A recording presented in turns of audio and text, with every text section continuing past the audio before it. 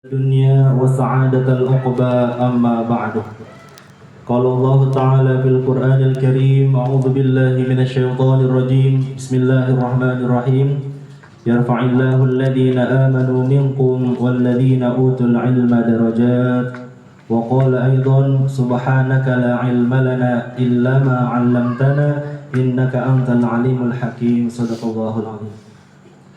Hadratul Mukarramin yang saya hormati dan saya muliakan segenap para asatid. Ada Ustadz Febi, Ustadz Rafi, Ustadz Syamsul Bahri, Ustadz Adil, Ustadz siapa lagi?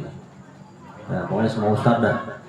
Kami hormati segenap aparatur, Bapak RW Damiri selaku Ketua RW 01 Kampung Tajur, Bapak RT Idam Khalid, kemudian para hujjaj, para alimil ulama, para asatid yang hadir pada malam hari ini. Mohon maaf namanya tidak bisa saya sebutkan satu persatu, namun mudah-mudahan insya Allah tidak mengurangi rasa ta'zim dan takrim kami kepada para hadirin semua. Alhamdulillah, pujian dan syukur marilah selalu kita persembahkan kepada Allah Subhanahu wa taala dengan mengucapkan Allahumma lakal hamdu kulluh wa lakas syukru kulluh. Segala puji hanya bagi Allah, segala syukur hanya kepada Allah. Alhamdulillah, berkat kudrah dan iradahnya dari Allah Subhanahu wa taala, pada malam hari ini kita masih dapat diberikan kesempatan untuk bermuajahah, bertatap muka, berkumpul di sini. Semoga seluruh waktu yang sudah kita luangkan bisa dinilai ibadah di sisi Allah Subhanahu wa taala. Salawat teriringkan salam semoga selalu tercurah limpah kepada baginda Nabi besar Muhammad sallallahu alaihi wasallam beserta keluarga, para sahabat, para pengikutnya, dan tentunya kita. Semoga kita bisa diakui sebagai umatnya dan mendapatkan syafaatul uzma di hari kiamat nanti. Amin amin ya rabbal alamin. Hadirin jamaah pengajian RW 01 yang dimuliakan oleh Allah Subhanahu wa taala, ya. Jadi perkumpulan kita di sini untuk melanjutkan kajian rutin kita setiap bulannya. Ya alhamdulillah sampai saat ini masih terus Allah masih memberikan kita nikmat istiqomah yang luar biasa, sehingga pada malam hari ini kita masih dapat diberikan kesempatan untuk hadir di sini. Insya Allah hari ini kita akan membahas tentang kenapa kita harus bermazhab. Bapak-bapak yang dimuliakan oleh Allah, dari awal kita dilahirkan, anugerah terbesar yang pernah Allah berikan kepada kita adalah alhamdulillah kita dilahirkan dari rahim seorang ibu yang muslim. Di sini ada yang mualaf nggak? Nggak ada. Nggak ada ya. Soalnya mayoritas orang sekarang, ya mayoritas orang sekarang, orang Islam sekarang itu agamanya agama keturunan. Karena orang tuanya muslim, anaknya jadi muslim. Seperti itu. Lalu bagaimana, kenapa kita harus bermazhab? Bermazhab adalah cara yang paling tepat untuk kita bisa memahami Al-Quran dan Sunnah. Nah, Al-Quran dan Sunnah. Sebenarnya pelajaran mazhab itu kalau di perkuliahan itu sangat banyak pembahasannya. Tapi kata kaidah mengatakan la yudraku kullu al-maisur la yasqutu bil ma'sur. Suatu kebaikan kalau seandainya kita tidak bisa selesaikan 100%, maka jangan ditinggalkan semuanya. Ya, sebagiannya lumayan lah, kan gitu. Ya, makanya insyaallah hari ini kita akan membahas tentang kenapa kita harus bermazhab. Bermazhab adalah cara yang paling tepat untuk kita bisa memahami Al-Quran dan Sunnah. Memang kenapa? Karena ada orang-orang, ya sekarang ada orang-orang yang mengatakan ngapain kita bermazhab? Kita langsung kembali ke Quran dan Sunnah aja. Itu bahasa kembali ke Quran dan Sunnah kan indah banget. Jadi seakan-akan orang yang bermazhab nggak kembali ke Quran dan Sunnah. Padahal kita itu memahami Al-Quran dan Sunnah itu lewat perantara mazhab. Lewat perantara mazhab. Ya. Dalam Al-Quran dan Sunnah, makanya kita sebagai seorang muslim, awal-awal yang harus kita wajib pelajari adalah ilmu apa? Ilmu tauhid. Kata Imam ya, salah satu raksasa intelektual terbesar dalam sejarah peradaban Islam, Al-Imam Abu Hamid Al-Ghazali, beliau mengatakan bahwasanya ilmu yang wajib dipelajari itu ada dua kategori. Ada yang fardu ain, ada yang fardu kifayah. Ada fardu ain, ada fardu kifayah. Kalau fardu kifayah itu ilmu yang bagaimana? Fardu kifayah itu ilmu-ilmu misalkan kayak ilmu kedokteran, matematika, ya, kemudian sosiologi, biologi, dan lain sebagainya. Itu ilmu-ilmu yang hukumnya fardu kifayah. Fardu kifayah itu apa? Fardu kifayah itu kalau seandainya orang lain sudah menguasai ilmu tersebut, maka yang lain nggak wajib. Ini kampung nih. Kalau kampung Tajur ada orang yang udah bisa menguasai ilmu matematik misalkan, maka yang lain itu nggak wajib bisa menguasai ilmu matematik. Ya, cukup satu orang aja. Tapi boleh nggak belajar? Oh, sangat dianjurkan. Makanya anak-anak SD baru belajar matematika. Ya. Jadi seperti itu. Kemudian ilmu fardu ain, kata Imam Ghazali dalam kitab Ihya Ulumuddinnya, ilmu fardu ain yang hukumnya fardu ain itu apa yang pertama? Yang pertama itu adalah ilmu tauhid. Ilmu tauhid. Kenapa ilmu tauhid? Ilmu tauhid adalah ilmu cara mengenalkan kita kepada Tuhan kita. Memang kenapa pentingnya ilmu tauhid? Agar kita itu beriman tidak ikut-ikutan. Beriman itu tidak hanya sekedar ikut-ikutan orang lain. Karena orang-orang dulu, orang tua kita beriman tanpa dilandasi dengan dalil, tanpa dilandasi dengan bukti-bukti yang kuat. Soalnya apa? Imannya orang yang awam, yang hanya sekedar ikut-ikutan, itu diperselisihkan tuh dalam para ulama. Apakah sah apa enggak? Sah apa enggak tuh iman orang ikut-ikutan? Dia beriman kepada Allah tanpa tahu kenapa dia harus beriman kepada Allah. Itu diperselisihkan. Makanya kita diwajibkan untuk belajar tauhid agar keimanan kita itu tidak diperselisihkan, agar keimanan kita itu kokoh mutlak. Jadi itu ilmu tauhid adalah ilmu yang wajib untuk kita pelajari. Makanya kata Imam Ghazali, tidak mungkin seseorang itu menyembah suatu sesembahan kalau dia tidak tahu siapa yang dia sembah. Tidak mungkin seseorang itu menyembah suatu sesembahan kalau dia tidak tahu apa yang dia sembah. Makanya ilmu tauhid menjadi pondasi utama untuk kita pelajari.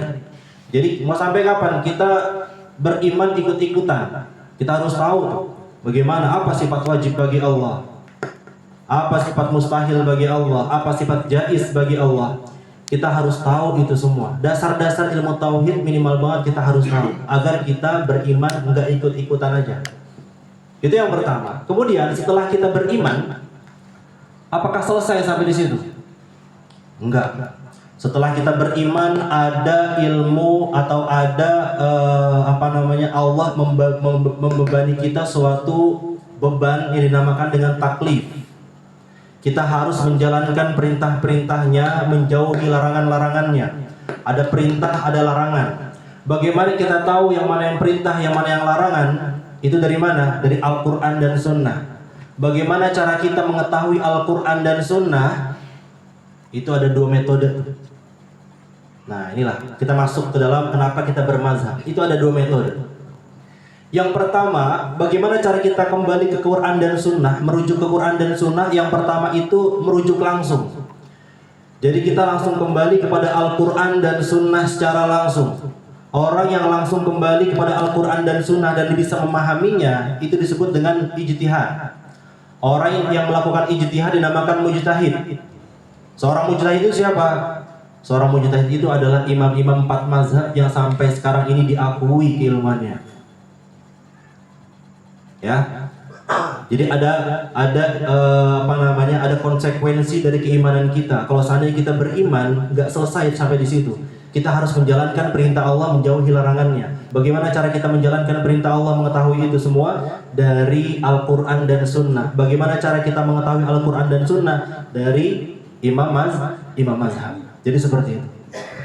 Kemudian setelah itu apakah selesai kajian kita sampai di situ? Setelah tauhid udah kita kuasai, misalkan fikih juga kita udah tahu ilmu-ilmunya segala macam, selesai sampai di situ? Enggak. Ada satu ilmu lagi yang wajib bagi setiap individu untuk kita pelajari. Ilmu apa itu? Tasawuf. Ilmu yang ketiga, ilmu yang terakhir adalah tasawuf. Kenapa tasawuf? Tasawuf adalah ilmu yang berkaitan dengan akhlak. Ya. Ada orang yang imannya bagus, kemudian sholatnya luar biasa, puasanya rajin, bukan hanya puasa Ramadan, tapi puasa Senin Kemisnya juga jalan, tapi sombongnya luar biasa. Nah itulah ilmu yang mengatur agar hati kita tidak seperti itu, yang mengontrol hati kita tidak seperti itu dinamakan dengan ilmu tasawuf. Nah itu antara tiga ilmu ini saling berkaitan nih. Antara tiga ilmu ini saling berkaitan. Jadi nggak boleh dipisah. Orang yang belajar tauhid tanpa belajar fikih, ya, maka ia akan menjadikan keimanannya menjadi kosong. Orang tahu belajar tauhid tanpa belajar fikih. Orang yang menguasai ilmu fikih tanpa tasawuf, maka ibadahnya akan menjadi kering, kata ulama gitu. Dan orang yang belajar tasawuf tanpa belajar fikih dan tauhid, itu akan membuat akhlaknya tidak berlandaskan dengan syariat. Jadi keblinger ya, belajar tasawuf langsung, belajar fikih sama tauhid belum langsung ke tasawuf. Jadi ada orang-orang seperti itu, langsung ke tasawuf aja, padahal ilmu syariatnya belum dikuasai tapi langsung ke tasawuf. Jadi itu adalah ilmu-ilmu yang tidak bisa dipisahkan, tauhid, fikih, tasawuf. Nah cara kita untuk memahami itu semua itu nggak bisa secara langsung, Pak. Jadi kita butuh orang yang bisa memahami itu. Kita butuh orang yang bisa memahami itu. Kita nggak bisa langsung kembali ke Quran dan Sunnah. Karena untuk menjadi seorang mujtahid itu ada syarat-syarat yang luar biasa banyak. Harus bisa menguasai berbagai macam ilmu yang sangat ketat di sana. Mulai dari bahasa Arabnya. Bahasa Arabnya minimal banget kayak Imam Syibawayh. Kalau Bapak tahu, Imam Syibawayh itu adalah imamnya para pakar ahli bahasa Arab. Imam Syibawayh. Kemudian tafsirnya, hadisnya, tauhidnya, dan lain sebagainya itu harus dikuasai. Makanya kita nggak bisa seperti itu. Kita harus mengambil cara yang kedua. Cara yang kedua untuk memahami Al-Quran dan Sunnah. Bagaimana cara yang kedua? Cara yang kedua, kita ikut mazhab. Kita taklid. Kita tanya sama orang yang tahu bagaimana cara bermazhab. Bagaimana cara memahami Al-Quran dan Sunnah. Jadi seperti itu. Jadi kita nggak bisa langsung kepada Al-Quran dan Sunnah, dan kita butuh yang namanya mazhab. Bapak yang dimuliakan oleh Allah Subhanahu Wa Taala, ya. Kenapa kita butuh kepada mazhab? Karena bahkan sekali berimam Nawawi, Pak. Imam Nawawi adalah seorang ulama yang tidak menikah, saking disibukannya dengan ilmu. Imam Nawawi sekelas Imam Nawawi aja itu dia bermazhab Syafi'i mazhabnya.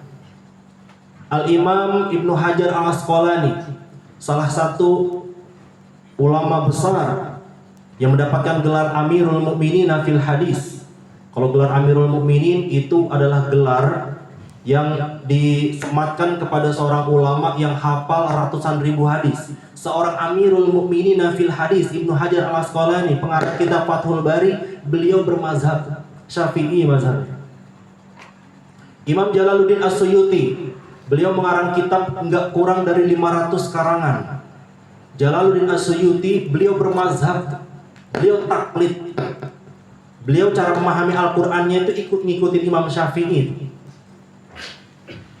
Bermazhab. Lah, sekarang ada orang tiba-tiba mengatakan kita langsung kembali ke Quran dan Sunnah. Kita langsung kembali ke Quran dan Sunnah aja. Lah bagaimana caranya? Sedangkan syarat yang sangat ketat itu harus dikuasai untuk menguasai itu, untuk bisa memahami Al-Quran dan Sunnah. Ya, jadi seperti itu. Jadi kita nggak bisa langsung kepada Al-Quran dan Sunnah secara langsung. Kita butuh yang namanya dengan mazhab.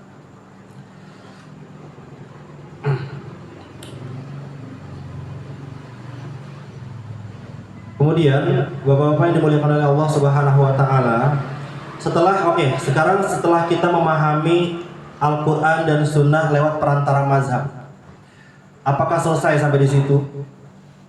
Makanya kalau kata Imam Bajuri nih Pak, kata Imam Bajuri, orang awam itu nggak bermazhab. Mazhabnya orang awam kayak kita itu mazhab gurunya. Sekarang gini, kita bermazhab Imam Syafi'i, tapi kita belum pernah baca referensi kitab-kitab Imam Syafi'i, kayak Majmu' Syarhul Muhadzab misalkan, atau Minhajut Thalibin, atau apalagi. Sekarang alhamdulillah guru kita Kiai Muhammad Ramdhani itu mengajar kepada kita apa? I'anatut Thalibin, ya, syarahnya Fathul Mu'in. Jadi mazhabnya orang awam kayak kita itu tergantung mazhab gurunya. Kenapa? Karena kita nggak bisa langsung memahami isi kandungan dalam kitab-kitab ulama itu. Kalau kita bermazhab Imam Syafi'i, dengerin, kalau soalnya kita bermazhab Imam Syafi'i, kita bukan hanya ngikutin Imam Syafi'i, tapi kita juga ngikutin ulama-ulama yang bermazhab Imam Syafi'i, yang cara pandangan memecahkan suatu masalahnya itu sama dengan Imam Syafi'i. Ya, jadi seperti itu. Jadi cara kita memandang Al-Quran dan Sunnah itu harus seperti itu. Cara bermazhab itu seperti itu. Nah, Bapak-bapak yang dimuliakan oleh Allah Subhanahu Wa Taala, kita akan mengerucut ke dalam kajian ilmu fikih. Jadi ada 3 ilmu yang wajib kita pelajari. Kemudian ilmu yang pertama tauhid, ini yang wajib secara ain ya, yang wajib secara individu seorang muslim. Ada 3 ilmu yang wajib kita pelajari. Yang pertama tauhid, yang kedua fikih, yang ketiga adalah tasawuf. Kita ngerucut ke ilmu fikih. Apa itu ilmu fikih? Ilmu fikih itu ilmu yang mempelajari tentang hukum yang berkaitan tentang perbuatan manusia, yang berlandaskan dari dalil yang terperinci yaitu Al-Quran dan Sunnah. Gampangnya gini Pak, ulama mengatakan ma min fi'lin min af'alil mukallafin illa wa fihi hukmullah. Tidak ada satupun perbuatan manusia, sekecil apapun perbuatannya itu, kecuali Allah sudah menentukan hukumnya di sana. Apapun. Saking sempurnanya agama kita, tidak ada satupun yang luput dari hukum syar'i. Kalau kita berbicara fikih, kita berbicara tentang 5 hukum itu Pak. Ada wajib, ada sunnah, ada mubah, ada makruh, ada haram. Hukum syar'i ada 5. Kalau kita berbicara fikih, kita berbicara muter-muter di hukum 5 itu aja tuh. Kalau nggak wajib ya haram, kalau nggak haram ya sunnah, kalau nggak sunnah ya mubah. Jadi 5 hukum itu. Jadi fikih dalam kehidupan sehari-hari kita tidak luput dari yang namanya hukum syar'i, apapun. Ngupil sampai garuk-garuk ketek misalnya, itu ada hukumnya. Garuk ketek, ngupil ya. Berkedip aja itu ada hukumnya. Sampai sedetail itu. Agama kita adalah agama yang diturunkan bukan dari manusia soalnya. Agama kita itu adalah agama yang diturunkan dari Zat yang maha sempurna, yang maha mengetahui segala rahasia, bahkan yang lebih samar dari yang dirahasiakan. Allazi ya'lamu sirra wa akhfa. Tuhan kita adalah Tuhan yang maha mengetahui segala rahasia, bahkan yang lebih samar dari yang dirahasiakan. Wallahu alimun bidzatis sudur. Allah maha mengetahui apapun yang terbesit dalam hati kita. Ya, saking sempurnanya agama kita. Dan tidak ada satupun agama yang membahas warisan itu sampai sedetail Islam, Pak. Enggak ada satupun agama yang membahas warisan sedetail Islam. Makanya Islam detail banget. Bab waris tuh sampai benar-benar hatam. Yang paling jago di sini bab waris Ustaz Samsul, karena beliau skripsinya kemarin tentang warisan. Jadi kalau bapak-bapak ada ingin konsultasi masalah warisan bisa ke Ustaz Samsul. Ya, itu warisan luar biasa. Jadi agama kita agama yang sempurna. Sekarang saya tanya Pak, Islam itu agama yang benar apa yang paling benar? Islam agama yang benar apa paling benar? Benar. Kalau agama yang paling benar berarti ada agama yang benar juga dong? Ya. Islam itu adalah agama yang benar, bukan paling benar. Berarti agama lain salah? Iya, agama lain salah. Lah, kok kagak ada toleransi sekali? Lah, bukan kita yang ngomong. Itu Allah sendiri yang mengatakan dalam Al-Quran. Inna dina indallahil Islam. Agama di sisi Allah hanyalah Islam. Kemudian Allah mengatakan dalam ayat selanjutnya, wa may yabtaghi ghairal islam madina fala yuqbala min. Orang-orang yang beragama selain agama Islam maka tidak akan pernah diterima amalan-amalannya. Itu Allah sendiri yang mengatakan. Jadi cara kita toleransi dengan agama-agama lain itu, toleransi itu dalam perkara muamalah dan masalah dunia aja. Jangan sampai kita toleransi dalam perkara akidah. Ya. Perkara muamalah dan masalah dunia, saling tolong menolong, saling berbagi dan lain sebagainya. Tapi untuk akidah stop. Agama kita melarang itu. Jadi jangan sampai kita saking toleransinya kita sampai main-main ke gereja. Kita cari tahu bagaimana gini-gini, nggak usah. Ya, nggak usah. Jadi agar kita tidak tidak goyang keimanan kita, lakum dinukum waliyadin aja. Jangan sampai kita itu toleransi keblinger sampai masuk ranah-ranah akidah mereka. Kalau untuk mempelajari perbandingan itu baru boleh. Tapi kalau yang masih awam kayak kita begini, ya takutnya malah ke bawah, malah ngikut gitu ya. Jadi seperti itu. Jadi toleransi itu hanya dalam perkara masalah dunia, tidak dalam perkara masalah akidah. Jadi begitu. Nah, kemudian di dalam fikih, Pak, itu jelas dalam bab-bab fikih besar, kita fikih besar, itu tidak kurang dari 7 bab besar yang dibahas di sana. Gak kurang ada 7 bab besar yang dibahas dalam fikih. Ada fikih yang membahas tentang hubungan manusia dengan Tuhannya. Mulai dari toharoh, sholat, zakat, puasa. Ini masuk dalam bab yang dinamakan dengan bab fikih ibadah.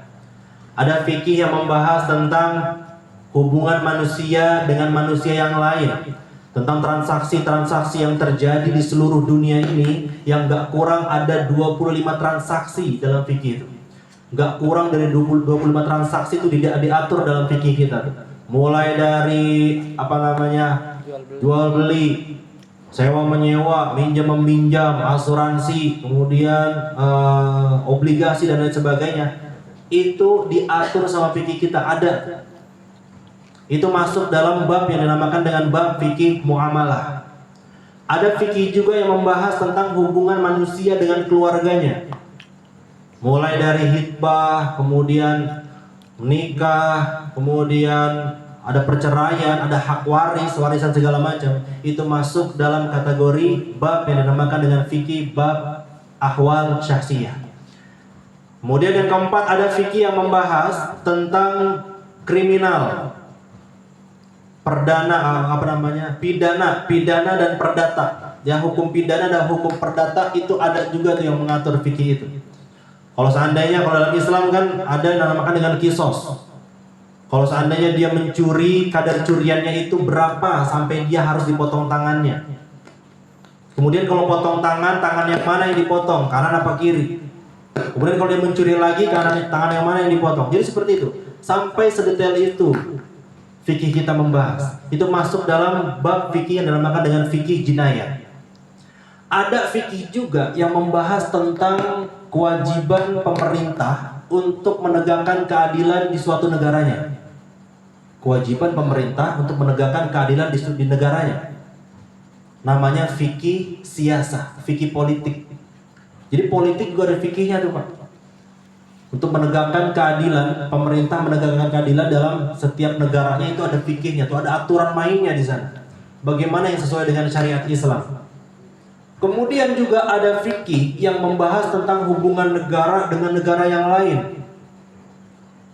Mulai dari berjihad, kemudian cara berperang. Jadi perang itu ada aturan mainnya, Pak. Jadi nggak ucuk-ucuk Indonesia ngirim rudal ke Israel misalkan. Nggak begitu. Ada diplomasi ya. Ada hubungan itu dulu tuh, dibangun dulu. Kalau perang tuh ada hubungan dulu tuh. Ada ngomong dulu. Ya, kita mau perang nih segala macam gini. Itu ada aturan mainnya di sana. Jadi nggak ucuk-ucuk langsung nyerang. Perang juga di zaman Nabi juga ada aturannya. Jadi nggak langsung main perang-perang aja. Kemudian kalau seandainya perang selesai, perang berakhir, ada harta rampasan perang, bagaimana cara pembagiannya? Itu seperti apa? Itu masuk dalam fikih yang dinamakan dengan fikih bagus siar. Itu yang keenam. Dan yang terakhir, yang ketujuh adalah fikih yang membahas tentang akhlak. Coba dah, dari 7 bab itu kira-kira ada nggak satu permasalahan yang luput dari kehidupan kita?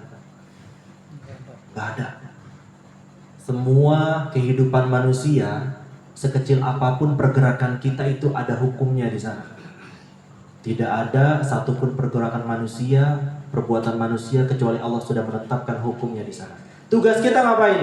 Tugas kita mencari tahu apa hukum-hukum itu tersebut. Apa hukumnya ini, apa hukumnya itu. Makanya kita itu diwajibkan untuk selalu belajar. Jadi belajar itu nggak ada batas waktunya. Thalabul ilmi faridatun ala kulli muslimin wa muslimatin. Itu nggak ada batas waktunya. Tuntutan ilmu dari buayan sampai ke liang lahat. Karena kata Imam Syafi'i apa? Ta'allam. Kenapa ta'allam? Falaisal mar'u yuladu aliman. Wahai manusia, belajar, ngaji. Emang apa? Karena tidak ada satupun manusia yang dilahirkan dalam keadaan sempurna, yang dilahirkan dalam keadaan berilmu. Ya, jadi seperti itu. Jadi cara kita untuk beragama itu seperti itu. Jadi beragama itu memang selama ini fungsi agama buat kita itu apa sih, Pak? Fungsi agama buat kehidupan kita apa sih? Kenapa sih kita wajib beragama? Agama itu agar kita itu bisa mengatur nafsu kita, Pak. Agar nafsu kita itu bisa diatur. Ya. Toh yang dilarang oleh agama itu sedikit. Yang diperbolehkan jauh lebih banyak daripada yang dilarang oleh agama. Dan yang harus kita yakini, setiap kewajiban yang Allah wajibkan kepada kita, itu pasti di baliknya ada kemaslahatan. Sebaliknya, setiap larangan yang Allah larang untuk kita semua, pasti di baliknya ada kemudorotan, ada keburukan.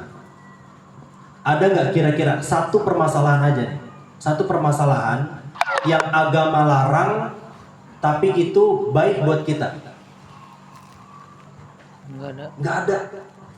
Segala sesuatu yang agama larang, yang agama haramkan buat kita, pasti itu buruk. Nggak ada yang baik. Ya, seperti itu. Jadi cara kita beragama itu, kenapa kita beragama? Agar kita itu teratur. Bukan hanya kita bahagia di dunia. Jadi agama itu datang bukan untuk menyengsarakan kita, tapi untuk membahagiakan kita. Bukan hanya di dunia, tapi di akhirat. Ya, seperti itu.